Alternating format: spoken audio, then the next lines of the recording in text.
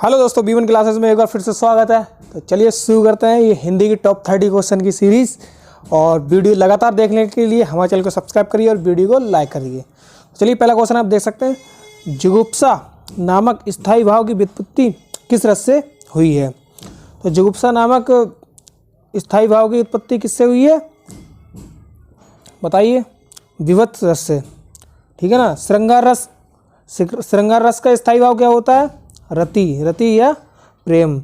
भयानक रस का स्थायी भाव क्या होता है, भय। अद्भुत रस का क्या होता है, आश्चर्य।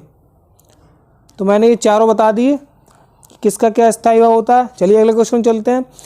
बुंदेले हर बोलो के मुंह हमने सुनी कहानी थी, खूब लड़ी मर्दानी वो तो झांसी वाली रानी थी। किस रस का उदाहरण है। तो बताइए, इसमें ऑप्शन है वीर रस, रौद्र रस, करुण रस, अद्भुत रस। तो इसमें कौन सा है, इसमें है वीर रस। वीर का स्थायी भाव क्या होता है, उत्साह, ठीक है ना।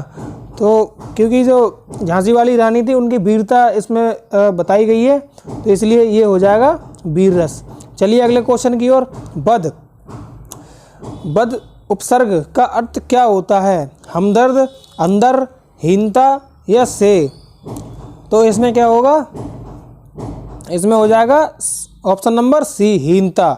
जैसे बदसूरत, सूरत में अगर बद लगा दो तो वह जो है अपोजिट में हो जाता है, हीनता।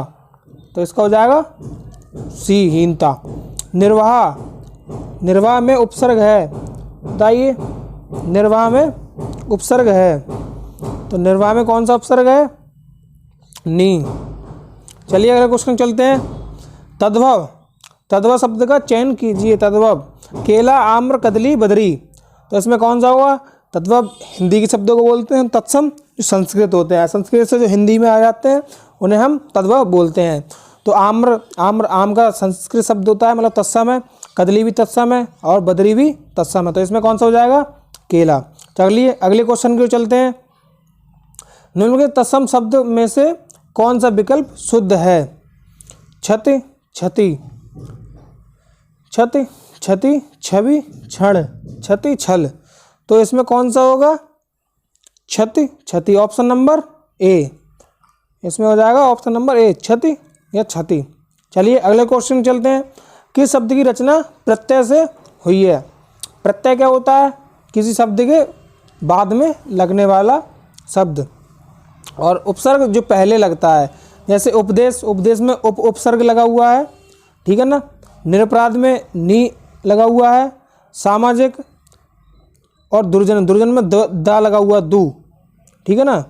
और सामाजिक में प्रत्यय लगा है, समाज से बना है ये शब्द, तो इसमें एक जोड़ देंगे तो सामाजिक हो जाएगा, ठीक है ना। चलिए अगले क्वेश्चन चलते हैं। कौन सा शब्द निम्न प्रत्यय से बना है। इल कौन सा शब्द में आ रहा है बताइए आप। खटिया, धूमिल, अग्नि, लठैत। तो बताइएगा, धूमिल। तो इसमें इल शब्द आ रहा है, ठीक है ना। तो इसका आंसर यही हो जाएगा। लठैत में ऐत आ रहा है, खटिया में ई आ रहा है और आग्नेय में ए आ रहा है। चलिए अगले क्वेश्चन की ओर। हिंदी वर्णमाला में स्वर की संख्या कितनी होती है। हिंदी वर्णमाला में कुल स्वर की संख्या पूछी है। मैं आपको बताना चाहूँगा, अगर केवल स्वर पूछे तो 9 होती है केवल स्वर। अगर कुल स्वर पूछे तो 11 होती है। अगर वह पूछे संचारी भाव तो संचारी भाव हमारे 33 होते हैं, ठीक है ना। चलिए अगले क्वेश्चन चलते हैं। तो इसका आंसर क्या हो जाएगा, इसका आंसर हो जाएगा सी। हिंदी वर्णमाला में स्वरों की कुल संख्या 11 हो जाएगी। चलिए अगले क्वेश्चन चलते हैं। वर्ण संयोजन कहलाता है। वर्ण संयोजन कहलाता है, बताइएगा। वर्ण संयोजन, वर्णों को व्यवस्थित क्रम में लगाना, वर्ण संयोजन कहलाता है। तो इसका क्या होगा, वर्णों को जोड़ना, ठीक है ना। इसका आंसर हो जाएगा सी। चलिए अगले क्वेश्चन की ओर चलते हैं। निम्न विकल्पों में से किसी एक की वर्तनी शुद्ध है, चयन कीजिए। यहाँ पर अधोपातन, अधिपतन, अधपतन, आधपतन। तो इसमें कौन सा हो जाएगा, बताइए, अधः पतन, ऑप्शन नंबर सी। चलिए अगले क्वेश्चन के चलते हैं हम। निम्न विकल्पों में से अशुद्ध वाक्य का चयन कीजिए। इसमें आपको बताना चाहूँगा, इसमें अशुद्ध वाक्य पूछा है, ना कि कोई शुद्ध वाक्य पूछा है। तो अशुद्ध वाक्य एक होगा, बकाया सब शुद्ध होंगे। ताजमहल की शान निराली है, हाँ भी निराली है, आपको पता ही होगा। मैंने उनकी प्रतीक्षा की, हाँ भाई कर रहा हूँ मैं अभी तक। और ऑप्शन नंबर सी है, प्रत्येक प्राणियों को स्वयं आत्मनिर्भर होना चाहिए, ये बात को बताएंगे। मैं अपनी कलम से लिखता हूँ, हाँ भी मैं अपनी कलम से ही लिखता हूँ। तो इसमें ऑप्शन नंबर सी देखेंगे, प्रत्येक प्राणियों को स्वयं आत्मनिर्भर होना चाहिए। तो इसमें प्रत्येक भी लिखा हुआ है और प्राणियों भी लिखा हुआ है, तो इसमें दोनों ये बहुवचन हो गए। यहाँ पर होगा प्रत्येक प्राणी को, ठीक है ना। यहाँ पर जो होगा प्रत्येक प्राणी को, प्राणियों नहीं होगा, प्रत्येक प्राणी को स्वयं आत्मनिर्भर होना चाहिए। तो इसका ऑप्शन सी हो जाएगा, ठीक है ना। चलिए अगले क्वेश्चन चलते हैं। निम्नलिखित में से निषेधवाचक वाक्य का चयन कीजिए।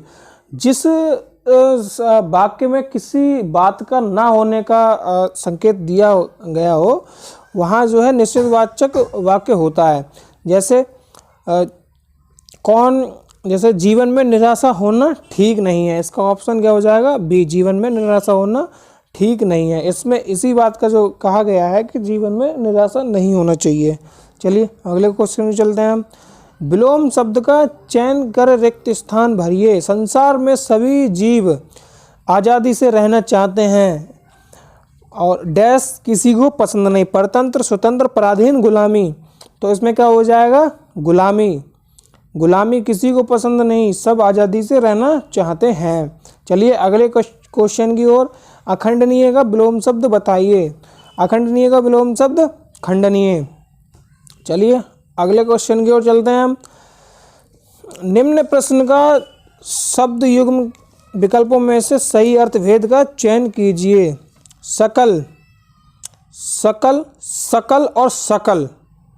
सकल, सकल क्या हो जाएगा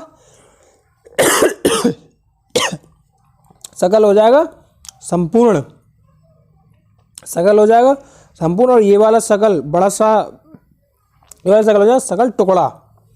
तो इसका ऑप्शन नंबर कौन सा हो जाएगा, सी, सकल संपूर्ण, सकल टुकड़ा। चलिए अगले क्वेश्चन की ओर। निम्न शब्द युग्म के विकल्पों में से कौन एक विकल्प सही नहीं है। गलत युग्म का चयन कीजिए, बताइए। पैतृक, पैतृक, भर, भार, पृष्ठ, पृष्ठ, बदन, मुख। तो इसमें जो अर्थ है बोलने में वो बिल्कुल अलग आ रहा है। ये सभी जो वर्ड सेम है ऊपर वाले, पैतृक, पैतृक, भर, भार, पृष्ठ, पृष्ठ, पर इसमें बदन, मुख। तो इसका आंसर क्या हो जाएगा, डी। चलिए अगले क्वेश्चन में चलते हैं हम। सर्वनाम किसे कहते हैं। सर्वनाम किसे कहते हैं। तो सर्वनाम संज्ञा के बदले प्रयोग होने वाले शब्दों को हम सर्वनाम कहते हैं। सर्वनाम संज्ञा के बदले प्रयोग होने वाले शब्दों को कहते हैं। दो शब्दों के मेल को समास कहते हैं। क्या कहते हैं, समास। दो वर्णों के मेल को संधि कहते हैं। ये इंपॉर्टेंट है, नोट कर लेना। दो वर्णों के मेल को संधि कहते हैं, दो शब्दों के मेल को समास कहते हैं, और संज्ञा के बदले प्रयोग होने वाले शब्दों को सर्वनाम कहते हैं। चलिए अगले क्वेश्चन की ओर चलते हैं। निम्न में से कौन सा शब्द व्यंजन संधि का उदाहरण नहीं है। व्यंजन संधि का उदाहरण नहीं है। इसमें किसमें व्यंजन संधि नहीं है। तो इसमें कौन सा, देखो, उत, धन, नयन, सम, धन, चार, अत, धन, एव, ये तीनों व्यंजन संधि हैं। कष्ट, ये व्यंजन संधि नहीं है। चलिए अगले क्वेश्चन की चलते हैं। देव्यागम में संधि है। मैं आपको बताना चाहूँगा, अगर या के ऊपर कोई आधा अक्षर टंगा हो तो वहाँ यण संधि हो जाएगी। आपको बस यही देख लेना है, यही रट लेना है। अगर या पर आधा वर्ड लगा हुआ है तो वहाँ यण संधि हो जाएगी। देव्यागम। समास, समास का अर्थ होता है, आप बताइएगा, संक्षेप, विस्तार, टिप्पणी, सार। तो कौन सा होता है इसमें, समास का अर्थ होता है संक्षेप, चलिए अगले क्वेश्चन की ओर चलते हैं। निम्न विकल्पों में से कौन सा एक विकल्प द्वंद्व समास का उदाहरण नहीं है? द्वंद्व समास किसे कहते हैं? या तो उसमें अपोजिट होता है या उसके साथ होता है, अथवा जैसे मान लो किसी के बीच में और अथवा लगा हुआ होता है, जैसे नर और नारी, दाल और भात, ठीक है ना। नयन बाण, नयन बाण का कोई मेल नहीं मिल रहा है, आपको बताना चाहूँगा। जैसे सीता तो छोड़ो, गीता ने अपने नैनों से बाण चला दिए, ठीक है, नयन से बाण, तो इसमें कोई और या अथवा का अर्थ नहीं निकल रहा है, इसलिए ये ऑप्शन ही होगा। इसका जो है इसमें द्वंद्व समास नहीं है। माता पिता होता, सीता गीता होता, ठीक है ना, राम सीता होता या राम रावण होता तो चल जाता है एक बार को, राम और रावण, ठीक है ना, पर इसमें नहीं है। नैन से बाण चलाए, जैसे वाक्य में प्रयोग करके देख लेंगे। गीता ने नैन से बाण चलाए, तो नैन से बाण चलाए, तो इसमें आपको कहना चाहूँगा इसमें द्वंद्व समास है ही नहीं, ठीक है ना। नर और नारी, पति और पत्नी, तो ये सब द्वंद्व समास के उदाहरण हैं, ठीक है ना। चलिए अगले क्वेश्चन की ओर चलते हैं। हाय फूल सी कोमल बच्ची में कौन सा अलंकार है? हाय फूल सी कोमल बच्ची में कौन सा अलंकार है? तो इसमें कौन सा अलंकार है? इसमें है पूर्णोपमा अलंकार। चलिए अगले क्वेश्चन को चलते हैं हम। उल्लेख अलंकार होता है जहाँ वस्तु का, उल्लेख अलंकार होता है जहाँ वस्तु का अनेक प्रकार से उल्लेख हो, वहाँ उल्लेख अलंकार होता है। क्या हो जाएगा? जहाँ वस्तु का अनेक प्रकार से उल्लेख हो, वहाँ उल्लेख अलंकार हो जाएगा, ऑप्शन नंबर ए। चलिए अगले क्वेश्चन के। मंडूक का पर्यायवाची नहीं है, मंडूक का पर्यायवाची नहीं है। तो मंडूक मतलब मेढक, दायर, दाउर, ये कैफी नहीं है, बकाया सब मंडूक के पर्यायवाची हैं। तो इसका ऑप्शन क्या हो जाएगा? Option number B. अरविंद, अरविंद का पर्यायवाची, अरविंद का पर्यायवाची क्या है? अरविंद का पर्यायवाची जलज, पंकज, नीरज, ठीक है ना, ये सब कमल के उदाहरण हैं। जलज, पंकज, नीरज, अरविंद, तो इसमें कौन सा जाएगा? पंकज, पंकज। समीर, ये हवा का उदाहरण है, हवा का पर्यायवाची है। अमृत, ये अमृत, जल, पयो, अमृत, अमृत अमृत ही है। और पयोद, पयोद मतलब बादल, बादल का उदाहरण है ये, ठीक है ना। चलिए अगले क्वेश्चन की ओर चलते हैं। टूट पड़ना, टूट पड़ना मुहावरे का सही अर्थ है। टूट पड़ने मुहावरे का सही अर्थ क्या हो जाएगा? आक्रमण करना। चलिए अगले क्वेश्चन चलते हैं। आड़े आना मुहावरे का अर्थ क्या है?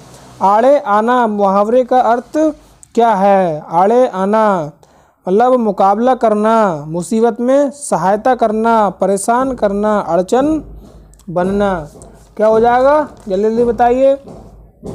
आड़े आना, आड़े आना मुहावरे का अर्थ बताइए जल्दी।